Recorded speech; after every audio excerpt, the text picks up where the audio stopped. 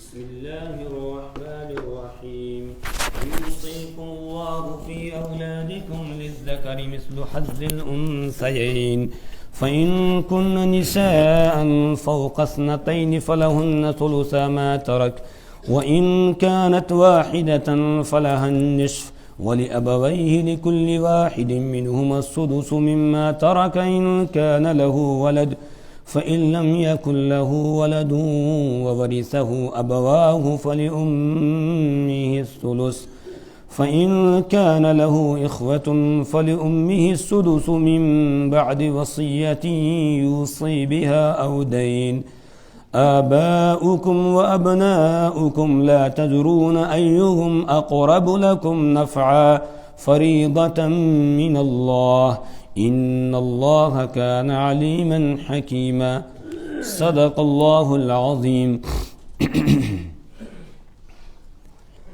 سورۃ النساء کی آیت نمبر 11 ہم پڑھ رہے تھے کہ اس آیت کریمہ میں پروردگار نے وراثت کی تقسیم کو بیان کیا ہے، اور وراثت کی تقسیم میں سب سے پہلے اولاد کے حصے کو بیان کیا، اس کے بعد پھر والدین کے حصے کو بیان کیا، اس لیے کہ وراثت کی تقسیم یہ الاقرب فالاقرب کے اصول پر ہوتی ہے، یعنی جو جتنا میت کے قریب ہوگا اس کا حصہ پہلے ہے اور اس کے بعد پھر دوسروں کا حصہ ہوگا، یعنی وہ رشتہ دار جن کا تعلق میت کے ساتھ بلا واسطہ ہے، بغیر کسی واسطے کے، ان کو وراثت میں حصہ ملتا ہے.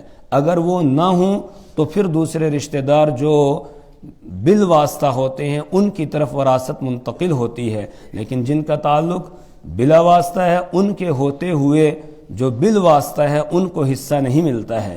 مثال کے طور پر میت کے ساتھ بلا واسطہ تعلق ہے ماں باپ کا، اسی طرح اولاد کا، تو ماں باپ اور اولاد کی موجودگی میں، یعنی اگر ماں باپ ہیں تو پھر ماں باپ کے ہوتے ہوئے جو بالواسطہ رشتہ ہے دادے اور دادی کا، تو ان کو حصہ نہیں ملتا ہے. ہاں اگر باپ موجود نہیں ہے تو پھر باپ کی جگہ دادا لے لیتا ہے. اسی طریقے سے اولاد میں جب تک بیٹے بیٹیاں ہیں تو پوتے پوتیوں کو حصہ نہیں ملتا ہے. پوتے پوتیوں کا حصہ ملے گا اگر اولاد میں بیٹے بیٹیاں نہیں ہیں، تو پھر جو ہے وہ پوتے پوتیوں کی طرف وراثت منتقل ہوگی. تو پہلے ان کو حصہ ملتا ہے جن کا میت کے ساتھ بلا واسطہ تعلق ہوتا ہے، اس میں اولاد آتی ہے اور ماں باپ آتے ہیں. تو پہلے سب سے انہی کا حصہ بیان کیا کہ یوصیکم اللہ فی اولادکم، اللہ تعالیٰ تم کو تاکیدی حکم دیتا ہے تمہاری اولاد کے بارے میں، للذکر مثل حظ الانثیین، لڑکے کے لیے ہے دو لڑکیوں کے حصے کے برابر. فَإِن كُنَّ نِسَاءً فَوْقَ اثْنَتَيْنِ فَلَهُنَّ ثُلُثَ مَا تَرَكَ، اگر لڑکے اور لڑکیوں میں صرف لڑکیاں ہوں، لڑکے کسی کے نہ ہوں، اور لڑکیاں دو ہوں یا دو سے زیادہ ہوں، تو فَلَهُنَّ ثُلُثَ مَا تَرَكَ، تو ان کے لیے جو جائیداد زمین مال چھوڑا ہے مرنے والے نے تو اس کے 2/3 ہوں گے، یعنی کل مال کے 3 حصے کیے جائیں گے. ان 3 حصوں میں سے 2 حصے 2 لڑکیاں ہوں یا 2 سے زیادہ ہوں ان کو دے دیے جائیں گے تقسیم کر کے، اور 1 حصہ جو بچے گا وہ دوسرے رشتہ دار مثلا اس کے ماں باپ ہیں ان کو دے دیا جائے گا. وَإِن كَانَتْ وَاحِدَةً، اور اگر لڑکی ایک ہی ہو اور لڑکا کوئی نہ ہو، فَلَهَا النِّصْفُ، تو پھر اس لڑکی کے لیے آدھا ہوگا. مرنے والا مر گیا تو اب اس کی زمین جائیداد جو کچھ اس نے چھوڑا ہے، یہاں تک کہ اس کے جسم پر جو کپڑے تھے وہ بھی وراثت میں تقسیم ہوں گے. اسی طریقے سے اس کے پہننے کے جو کپڑے جوتے وغیرہ یہ بھی سب وراثت میں تقسیم ہوں گے. یہ بھی اسی طرح اٹھا کر دینے کی اجازت نہیں ہے. ہمارے یہاں لوگ اس میں بڑی کوتاہی کرتے ہیں، ویسے اٹھا کے کسی کو دے دیتے ہیں. نہیں، اس میں بھی وارثوں کا حصہ ہوتا ہے اور اس کی بھی تقسیم ہوگی. ہر چیز جو بھی میت کی ہے سب کی تقسیم ہوگی۔ اسی طرح ہمارے یہاں ایک یہ بھی ہے، کفن لاتے ہیں تو کفن میں کچھ زائد کپڑا لے آتے ہیں۔ اگر میت کے پیسوں سے ہم کفن لا رہے ہیں تو صرف اتنا ہی کفن لانے کی اجازت ہے جتنا اس کو لگتا ہے، اس سے زیادہ لگانے کی اجازت نہیں ہے۔ ایک چادر ہمارے یہاں جو تابوت کے اوپر سے ڈالتے ہیں وہ چادر زائد ہے، وہ کفن میں شامل نہیں ہے۔ اپنی جیب سے کوئی لانا چاہے تو لا سکتا ہے، میت کے پیسوں سے وہ چادر خرید کر لانا یہ بھی جائز نہیں ہے۔ اسی طرح بعض علاقوں کے اندر امام کے لیے کفن میں سے تھوڑا سا کپڑا کاٹ کے رکھتے ہیں مصلی کے لیے، جس پہ کھڑے ہو کر جنازہ پڑھائے گا، وہ مصلی یہ بھی شریعت کا حکم نہیں ہے اور کفن کا حصہ نہیں ہے۔ اگر زائد کپڑا اس طریقے سے میت کے پیسوں سے خرید کر لایا ہے تو پھر یہ خرید کے لانے والے مجرم ہوں گے۔ کیوں؟ اس لیے کہ اس کی ضرورت نہیں ہے، صرف اتنا ہی خرچ کر سکتے ہیں جتنا اس کے لیے ضرورت ہو، اس سے زیادہ کی اجازت نہیں ہوگی۔ تو کل مال کے 2 حصے کیے جائیں گے، ایک حصہ اس ایک بیٹی کو دے دیا جائے گا اور جو آدھا حصہ یعنی ایک حصہ بچ گیا ہے اس کو دوسرے رشتہ دار، اگر اس کے ماں باپ حیات ہیں ان کو دیا جائے گا، یا دوسرے رشتہ دار جن کو حصہ ملتا ہے وہ ہیں ان کو دیا جائے گا۔ اگر کوئی رشتہ دار نہیں ہے پھر یہ بچا ہوا بھی اسی ایک بیٹی کو دوبارہ واپس دے دیا جائے گا۔ تو ان کانت واحدتن، اگر لڑکی ایک ہو، فلاح النصف، تو اس کے لیے آدھا ہے۔ اب اولاد کا حصہ ہو گیا کہ اگر لڑکے اور لڑکیاں دونوں ہوں تو للذکر مثل حظ الانثیین کے اصول پر وراثت تقسیم ہوگی کہ لڑکوں کو لڑکیوں سے دگنا ملے گا، یعنی ایک لڑکا 2 لڑکیاں ہیں تو کل جائیداد کے 4 حصے کیے جائیں گے، اس میں سے 2 حصے لڑکے کے اور ایک حصہ لڑکیوں کا ہو جائے گا۔ اور اگر لڑکے اور لڑکیاں دونوں نہ ہوں، صرف لڑکیاں ہوں، تو اس صورت میں دیکھا جائے گا کہ ایک لڑکی ہے یا زیادہ ہے۔ اگر ایک سے زائد 2 لڑکیاں ہوں یا 2 سے زیادہ 3 4 5 جتنی بھی ہوں تو اس صورت میں کل جائیداد کے 3 حصے کیے جائیں گے۔ ان 3 حصوں میں سے 2 حصے ان لڑکیوں کو دے دیے جائیں گے اور ایک حصہ دوسرے جو رشتہ دار ہوں گے جن کا حصہ بنتا ہے ان کو دیا جائے گا۔ اگر ایسے رشتہ دار نہ ہوں پھر یہ ایک حصہ جو بچا یہ بھی انہی لڑکیوں کی طرف واپس لوٹا دیا جائے گا۔ اور اگر لڑکی صرف ایک ہو اس صورت میں کل جائیداد کے 2 حصے کیے جائیں گے، ایک حصہ لڑکی کو دے دیا جائے گا، ایک حصہ دوسرے رشتہ دار ہیں ان میں تقسیم ہو جائے گا۔ اگر دوسرے رشتہ دار نہیں ہیں جن کو حصہ شریعت کی طرف سے ملتا ہے تو اس صورت میں پھر وہ آدھا جو بچا تھا وہ بھی لڑکی ہی کو واپس دے دیا جائے گا۔ یہ اولاد کی وراثت کی تقسیم کو قرآن نے بیان کیا۔ اب ایک صورت رہ جاتی ہے، اگر صرف لڑکے ہوں، اگر صرف لڑکے ہوں اس کو قرآن نے بیان نہیں کیا کیونکہ یہ موٹی سی بات ہے، یہ سب کی سمجھ میں آ جاتی ہے۔ جب صرف لڑکے ہی ہوں گے، لڑکیاں نہیں ہوں گی، تو پھر جتنی بھی جائیداد ہے وہ سب لڑکوں کے حصے میں چلی جائے گی۔ اگر ماں باپ ہے، ماں باپ کا حصہ نکالا جائے گا، جو بچے گا وہ لڑکوں کو مل جائے گا۔ یہ بات خود سمجھ میں آ جاتی تھی اور اس پر عمل بھی تھا۔ زمانہ جاہلیت میں بھی لڑکے ہی لے لیتے تھے، لڑکیوں کو کچھ دیتے نہیں تھے، اس لیے خاص طور سے لڑکیوں کے حصے کو یہاں بیان کیا اور لڑکوں کے حصے کو بیان نہیں کیا۔ ایک تو خود سمجھ میں آ جاتا ہے، دوسرا اس پر وہ عمل بھی کرتے تھے۔ اس کے بعد قرآن والدین کے حصے کو بیان کرتا ہے، وَلِأَبَوَيْهِ لِكُلِّ وَاحِدٍ مِّنْهُمَا السُّدُسُ مِمَّا تَرَكَ إِن كَانَ لَهُ وَلَدٌ وَلِأَبَوَيْهِ، اور اس کے والدین کے لیے ہے، لِكُلِّ وَاحِدٍ، ان دونوں، لِكُلِّ وَاحِدٍ مِّنْهُمَا، ان دونوں میں سے ہر ایک کے لیے السُّدُسُ، چھٹا حصہ، مما ترکا، اس مال میں سے جو مرنے والے نے چھوڑا ہے، یعنی جو بیٹا یا بیٹی انتقال کر گئی ہے تو اس کا جو متروکہ مال ہے اس متروکہ مال میں سے والدین کو چھٹا حصہ ملے گا، لیکن ایک شرط کے ساتھ۔ وہ شرط یہ ہے، ان کان لہ ولد، اگر مرنے والے بیٹے یا بیٹی کی اولاد ہو تو اس کی اولاد کی موجودگی میں چاہے مرنے والے کی جو اولاد ہے تو وہ لڑکے کی ہو یا لڑکی کی ہو، اور لڑکا ہو یا لڑکی ہو، اگر کوئی بھی اولاد ہے تو اس صورت میں والدین کا چھٹا حصہ ہوگا۔ فَإِن لَّمْ يَكُن لَّهُ وَلَدٌ، پس اگر اس کی کوئی اولاد نہ ہو، وَوَرِثَهُ أَبَوَاهُ، پھر وارث ہو جائیں اس کے ماں باپ، فَلِأُمِّهِ الثُّلُثُ، تو اب ماں کا تہائی حصہ ہوگا۔ گویا ماں باپ کی دو صورتیں آ گئی۔ ایک صورت یہ آ گئی کہ مرنے والے کی اگر اولاد ہے، چاہے لڑکے ہوں چاہے لڑکیاں ہوں یا لڑکے اور لڑکیاں دونوں ہوں، والدین کا چھٹا حصہ ہوگا۔ والدین کو چھٹا حصہ اس صورت میں دیا جائے گا۔ مثال کے طور پر مرنے والے کا ایک لڑکا ہے، دو لڑکیاں ہیں اور ماں باپ بھی ہیں، تو اب اس مرنے والے نے جو زمین جائیداد جو کچھ بھی چھوڑا ہے اس سب کو ہم نے لگایا، وہ تقریباً 6 لاکھ کا بنتا ہے۔ تو اب اس 6 لاکھ میں سے چھٹا حصہ کتنا ہوگا؟ 1 لاکھ۔ تو 1 لاکھ جو ہے وہ باپ کو دیا جائے گا، 1 لاکھ دے دیا جائے گا ماں کو۔ باپ کا الگ 1 لاکھ اور ماں کا الگ 1 لاکھ، دونوں کو چھٹا چھٹا حصہ دیا جائے گا۔ اب جو پیچھے 4 لاکھ بچ گیا ہے وہ اس ایک لڑکے اور 2 لڑکیوں میں تقسیم ہو جائے گا۔ تو لڑکے کو کتنا آئے گا؟ لڑکیوں سے ڈبل، لہٰذا لڑکے کا 2 لاکھ ہو گیا اور لڑکیوں کا 1 لاکھ ہو جائے گا۔ یہ اس صورت میں اگر مرنے والے کی اولاد ہے۔ فَإِن لَّمْ يَكُن لَّهُ وَلَدٌ، بس اگر اس کی کوئی اولاد نہیں ہے، مرنے والے کی کوئی اولاد نہیں ہے، وَوَرِثَهُ أَبَوَاهُ، اور اس کے وارث ہو جائیں اس کے ماں باپ، صرف ماں باپ وارث ہیں، اولاد اس کی کوئی نہیں ہے، تو فَلِأُمِّهِ الثُّلُثُ، تو اب ماں کے لیے تہائی حصہ ہوگا۔ ماں کے لیے تہائی حصہ ہوگا، یعنی کل جائیداد کے 3 حصے کیے جائیں گے، اس میں سے 1 حصہ ماں کا ہوگا اور 2 حصے باپ کے ہوں گے۔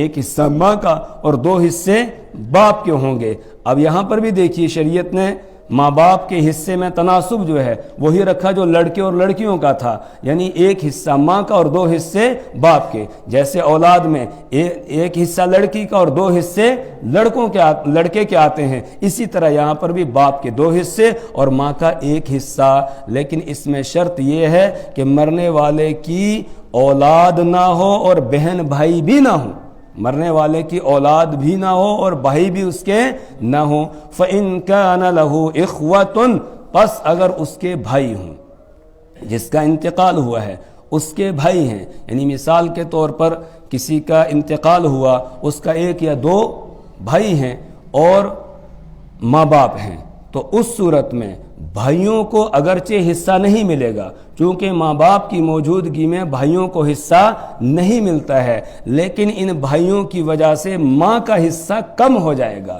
تو فَإِن كَانَ لَهُ إِخْوَةٌ، بس اگر مرنے والے کے بھائی ہیں، فَلِأُمِّهِ السُّدُسُ، تو اب ماں کے لیے چھٹا حصہ ہوگا، یعنی 6 لاکھ تھا، اس 6 لاکھ میں سے 1 حصہ ماں کو دیا جائے گا، باقی جو 5 حصے بچیں گے وہ سب کے سب باپ کے ہوں گے۔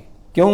اس لیے کہ مرنے والے کے جو بھائی ہیں ان بھائیوں کا خرچہ کس کے ذمے ہے؟ باپ کے ذمے ہے، تو باپ کو ان پر خرچہ کرنا ہے، اور اپنی بیوی جو مرنے والے کی ماں ہے اس پر بھی اس نے خرچہ کرنا ہے۔ اس کے ماں کے ذمے تو کوئی خرچہ ہے نہیں، باپ کے ذمے ہے، یعنی شوہر جو ہے وہ خرچہ کرے گا، بیوی کے ذمے تو کوئی خرچہ ہے نہیں، اس لیے شریعت نے اس کا حصہ کم کر دیا، چھٹا حصہ اس کو دلایا جو اس کے پاس محفوظ رہے گا، اور چونکہ اس کا شوہر جو مرنے والے کا باپ ہے اس کے ذمے اب اپنی بیوی کا بھی خرچہ ہے، اور جو مرنے والے کے بھائی بہن رہ گئے ہیں ان کا خرچہ بھی ہے، اس لیے شریعت نے اس کو 5 حصے دلا دیے، اور ماں کا جو ہے مرنے والے کی ماں کا وہ 1 حصہ ہوگا، چھٹا حصہ۔ تو 6 لاکھ چھوڑا تھا، اس 6 لاکھ میں سے 1 لاکھ ماں کا ہوگا اور 5 لاکھ باپ کو دلا دیے جائیں گے۔ فَإِن كَانَ لَهُ إِخْوَةٌ، پس اگر مرنے والے کے بھائی ہوں، فَلِأُمِّهِ السُّدُسُ، تو اس کی ماں کے لیے چھٹا حصہ ہوگا۔ لیکن یہ جو وراثت کی تقسیم ہوگی یہ اس سے پہلے 3 حقوق ہیں، پہلے ہم پڑھ چکے ہیں۔ سب سے پہلا حق جو میت کے ترکے کے ساتھ یعنی اس کی میراث کے ساتھ متعلق ہوتا ہے وہ اس کے کفن دفن کا خرچہ ہے۔ پھر اس کے بعد دیکھا جائے گا کہ اس کے ذمے اگر قرضہ ہے وہ قرضہ ادا کیا جائے گا سب سے پہلے، چاہے قرضے میں کل مال اس کا چلا جائے تب بھی قرضہ پہلے مقدم ہے، قرضہ ادا کیا جائے گا۔ اور اگر قرضہ نہیں ہے یا تھا ادا کرنے کے بعد بچا ہے تو اب وصیت جو اس نے وصیت کی ہے، اگر وصیت کی ہے اس وصیت کو نافذ کیا جائے گا، لیکن وصیت صرف تہائی مال میں ہوگی، یعنی 3 حصوں میں سے 1 حصے میں ہوگی، اس سے زیادہ میں وصیت نافذ نہیں ہوگی۔ وصیت نافذ کر دیں گے، اس کے بعد جو بچے گا اب یہ وراثت میں تقسیم ہوگا۔ اسی کو قرآن بیان کرتا ہے من بعد وصیت یوصی بہا او دین، من بعد وصیت، یعنی یہ وراثت کی تقسیم جو حصے اوپر بیان کیے گئے ہیں یہ اس وصیت کے نافذ کرنے کے بعد ہے، یوصی بہا جو مرنے والے نے کی ہے، او دین یا قرض ادا کرنے کے بعد ہے۔ یہاں قرآن پاک میں وصیت کا حکم پہلے بیان کیا اور قرض کا بعد میں بیان کیا ہے، جبکہ تقسیم میں پہلے قرضہ ادا کیا جائے گا اور وصیت بعد میں نافذ کی جائے گی۔ وصیت کو پھر قرآن نے پہلے کیوں بیان کیا اور قرض کا بعد میں تذکرہ کیوں کیا؟ اس لیے کہ قرض کے مطالبہ کرنے والے موجود ہیں، اور جب مطالبہ کرنے والے موجود ہیں تو پھر قرض کہیں جائے گا نہیں، وہ تو ادا کیا ہی جائے گا، لیکن جو اس نے وصیت کی ہے اس وصیت کا مطالبہ کرنے والا کوئی نہیں ہے، وہ وارثوں پر ہے کہ یہ اس کو نافذ کریں گے۔ اس لیے وصیت کے نفاذ کی اہمیت کو ظاہر کرنے کے لیے قرآن پاک نے پہلے وصیت کے حکم کو بیان کیا پھر قرض کے حکم کو۔ لیکن جب ہم مال یہ جو مرنے والا ہے اس کے مال کی تقسیم کریں گے تو اس میں پہلے اس کے کفن دفن کا حکم ہے، اس کے بعد قرضہ ہے، قرضے کے بعد پھر وصیت نافذ کی جائے گی، پھر اس کی وراثت تقسیم ہوگی۔ آباؤکم و ابناؤکم لا تدرون ایہم اقرب لکم نفعا، آباؤکم و ابناؤکم۔ اللہ تعالیٰ نے خود وراثت کی تقسیم کو کیوں بیان کیا، حصے کیوں بیان کر دیے اور کس کو کتنا حصہ ملے گا، یہ اللہ نے خود بیان کر دیا۔ یہ وارثوں پر اس کی تقسیم کو نہیں چھوڑا، یا حکومت پر یا کسی اور پر اس کی تقسیم کو نہیں چھوڑا۔ کیوں؟ اس لیے کہ آدمیوں پر اگر وراثت کی تقسیم کو رکھا جاتا تو پھر آدمی یہ سوچتا ہے جس سے مجھے نفع زیادہ ملنے والا ہے اس کو میں زیادہ دوں گا، جس سے نفع مجھے زیادہ ملنے والا اس کو میں زیادہ دوں گا۔ مثلا 4 بیٹے ان میں سے ایک زیادہ خدمت کرتا ہے تو آدمی سوچے گا یہ خدمت کرتا ہے، باقی والے تو کہیں نظر ہی نہیں آتے ہیں، تو اس کو زیادہ ملنا چاہیے، تو پھر وہ اس کو زیادہ دے دیتا ہے۔ تو اس طریقے سے دوسروں کی حق تلفی ہو جاتی ہے۔ اللہ تعالیٰ فرما رہے ہیں یہ جو تمہارے ذہن میں ہے نا کہ اس سے نفع زیادہ مجھے ملے گا، یہ تمہارے ذہن کی بات ہے، لیکن اللہ کے یہاں کیا فیصلہ ہے، کس سے نفع زیادہ ملے گا تم نہیں جانتے ہو، وہ اللہ جانتا ہے۔ اس لیے اللہ تعالیٰ نے وراثت کو برابر جو ہے وہ تقسیم کو اس کو بیان کر دیا۔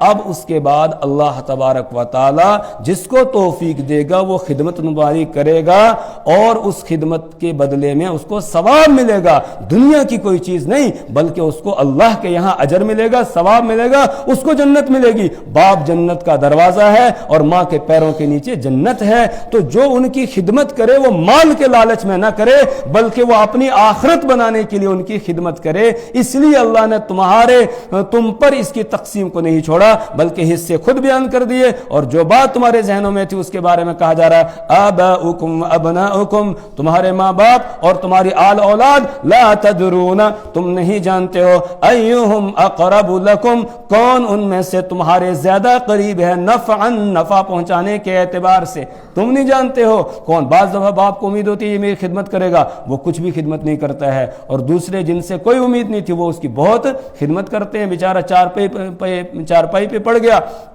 جس بیٹے کے ساتھ رہ رہا تھا وہ دیکھتا ہی نہیں ہے، اور دوسرے بیٹے جو الگ الگ رہ رہے تھے وہ آتے ہیں اور آ کر اس کی خدمت کرتے ہیں۔ سبھی دیکھنے میں آیا ہے، تو جس سے امید ہوتی ہے وہ نہیں کرتا اور دوسرے کرتے ہیں۔ اس لیے اللہ تعالیٰ فرما رہے ہیں تم نہیں جانتے ہو کہ تمہیں نفع پہنچانے کے اعتبار سے کون زیادہ قریب ہے، یہ اللہ جانتا ہے، اور اس نے تمہیں یہ حکم دے دیا اور تاکیدی حکم دیا ہے کہ تمہاری وراثت اسی اصول کے مطابق، اسی قاعدے کے مطابق تقسیم ہونی چاہیے جو یہاں بیان کر دیا گیا ہے۔ تو آباؤکم ابناؤکم، تمہارے ماں باپ اور تمہاری آل اولاد، لا تدرون، تم نہیں جانتے ہو، ایہم، ان میں سے کون، اقرب، زیادہ قریب ہے، لکم، تم سے، نفعا، نفع کے اعتبار سے، فریضۃ من اللہ، یہ اللہ کی طرف سے مقرر کیا ہوا ایک فریضہ ہے.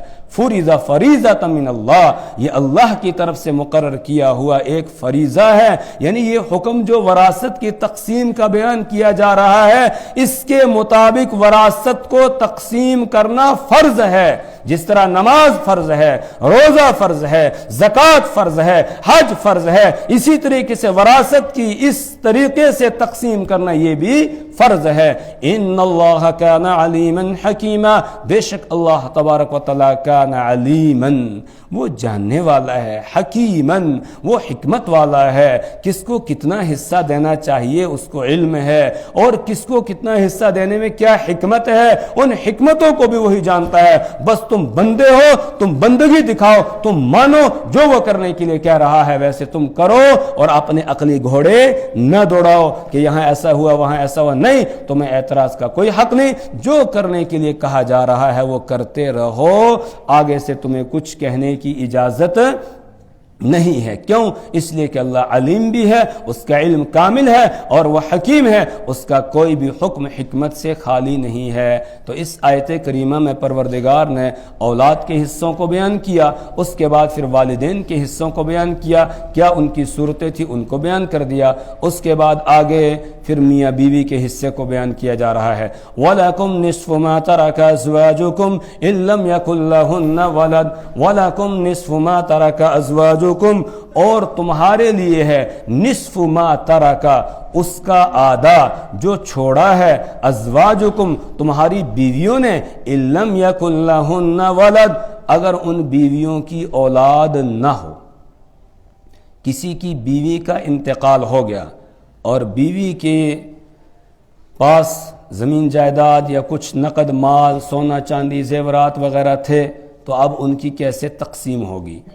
اللہ تعالیٰ فرما رہے ہیں اگر مرنے والی بیوی کی کوئی اولاد نہیں ہے، نہ تم سے ہے نہ کسی پہلے شوہر سے، اگر اس پہلے سے اس کا کسی کے ساتھ نکاح تھا، وہاں سے بیوہ یا مطلقہ ہو کر آئی ہے، تو اس شوہر کی بھی کوئی اولاد نہیں ہے، اور تم سے بھی اس کی کوئی اولاد، یعنی اس کی اولاد کوئی ہے ہی نہیں، تو اس صورت میں کہا وَلَكُمْ نِصْفُ تمہارے لیے آدھا ہوگا.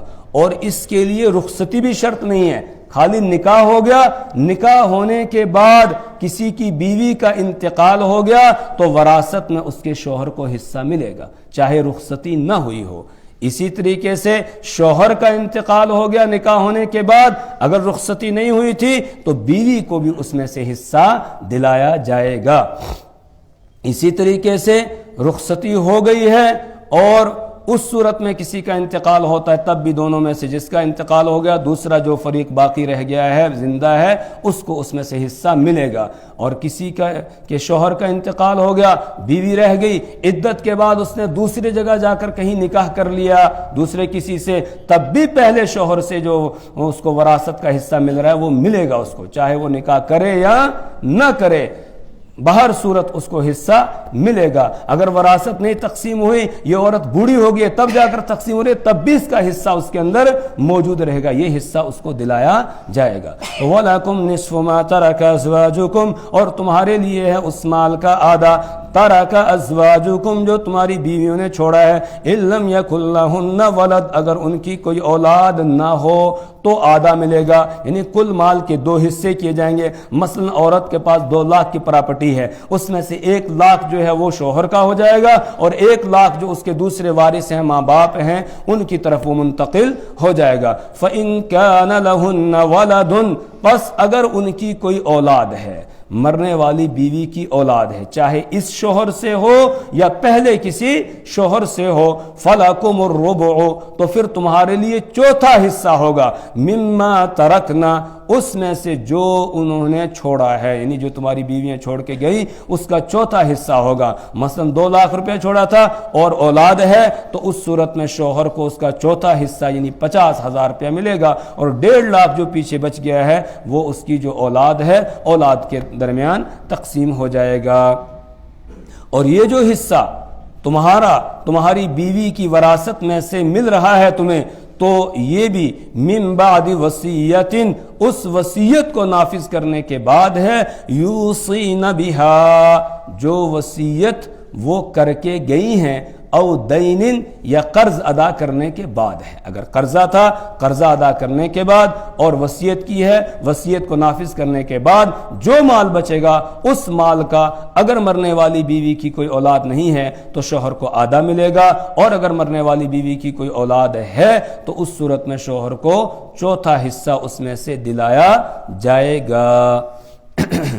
لیکن بیوی کا انتقال ہو جائے تو اس کے کفن دفن کا جو خرچہ ہے وہ اس کے مال سے ادا نہیں کیا جائے گا، وہ شوہر کے ذمے ہے، وہ شوہر کے مال میں سے ادا کیا جائے گا، وہ شوہر کے ذمے ہے۔ بیوی کا انتقال ہو گیا، شوہر زندہ ہے تو اب اس کے کفن دفن کا خرچہ شوہر کے ذمے ہے۔ اس لیے کسی کی بیوی کا انتقال ہو گیا، اس کی جو زمین جائیداد جو مال ہے تو اس مال میں سے کفن دفن کا خرچہ نہیں نکالا جائے گا، دیکھا جائے گا اس کے ذمے کوئی قرضہ ہے، وہ قرضہ ادا کیا جائے گا جو اس نے ذاتی طور پر لیا ہے۔ اگر شوہر نے لیا وہ نہیں، جو بیوی نے ذاتی طور پر قرضہ لیا وہ ادا کیا جائے گا۔ اور اگر قرضہ نہیں ہے تو پھر وصیت دیکھی جائے گی، کوئی وصیت کی ہے، اگر وصیت کی ہے وصیت کو نافذ کیا جائے گا۔ اگر قرضہ بھی نہیں ہے، کوئی وصیت بھی نہیں کی تھی، پھر جو مال ہے اس کو تقسیم کیا جائے گا۔ اولاد نہیں ہے تو شوہر کا آدھا، اور اگر اولاد ہے تو پھر شوہر کا چوتھا حصہ ہوگا۔ اس سے آگے انشاءاللہ کل پڑھیں گے۔ اللہ سے دعا کریں پروردگار ہمیں اپنی کتاب کی سمجھ اور فہمت